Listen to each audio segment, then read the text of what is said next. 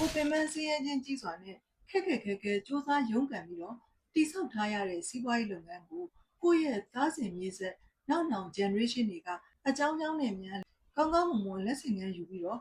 အကောင်းဆုံးအမွေဆက်ခံခြင်းသာမပြုလုပ်နိုင်ခဲ့ဘူးဆိုလို့ရှိရင်ကိုယ့်ရဲ့ကြံခဲ့တဲ့နောင်လာနောက်သားမျိုးဆက်သစ်တွေအတွက်ဘလို့ပုံစံမျိုးနဲ့သူတို့ရဲ့အနာဂတ်ဘဝတွေအခြေအနေမပြတ်ဆက်လက်ပြီးတော့ရပ်တည်နိုင်မယ်ဆိုတာလေးကိုဆွေးနွေး sharing လေးလုပ်ပေးချင်ပါတယ်။ကျွန်မကတော့ရန်ကုန်မြို့ရဲ့အချက်အခြာကျတဲ့ prime area တွေပေါ်မှာအိမ်ခြံမြေရင်းနှီးမြှုပ်နှံ investment လုပ်ဖို့အတွက်စတင်ခြေလှမ်းပြင်နေတဲ့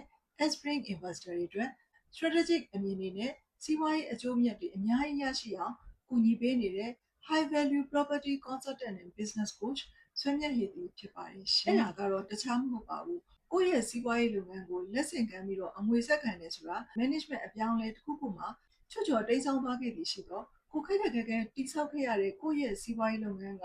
ပျက်စီးယိုယွင်းသွားနိုင်ပေမဲ့ premium location လို့ခေါ်တဲ့ prime area တွေပေါ်မှာအမျှော်အမြင်ရှိရှိနဲ့ရင်းနှီးမြှုပ်နှံ investment လုပ်ပြီးလက်ဆင့်ကမ်းပြီးတော့အမွေပေးခဲ့တယ်ဆိုတာဒီတန်ဖိုးရှိတဲ့နေရာတွေမှာအင်ချမ်းမြေရင်းနှီးမြှုပ်နှံ investment လုပ်ထားတာဖြစ်တဲ့အတွက်အမြဲတမ်းတန်ဖိုးတက်နေမဲ့နေရာတစ်ခုဖြစ်နေကိုယ့်ရဲ့သားစဉ်မြေဆက်နောက်နောင် generation တွေအထိ legacy တစ်ခုဖြစ်နေအမွေပေးခဲ့နိုင်တဲ့အတွက်ပဲဖြစ်ပါတယ်ဒီဗီဒီယိုလေးကကိုယ့်အတွက်တစုံတရာအကျိုးရှိတယ်ဆိုလို့ရှိရင်ဆွေးမြတ်ရဲ့ channel လေးကို like and follow လေးလုပ်ထားပေးပါ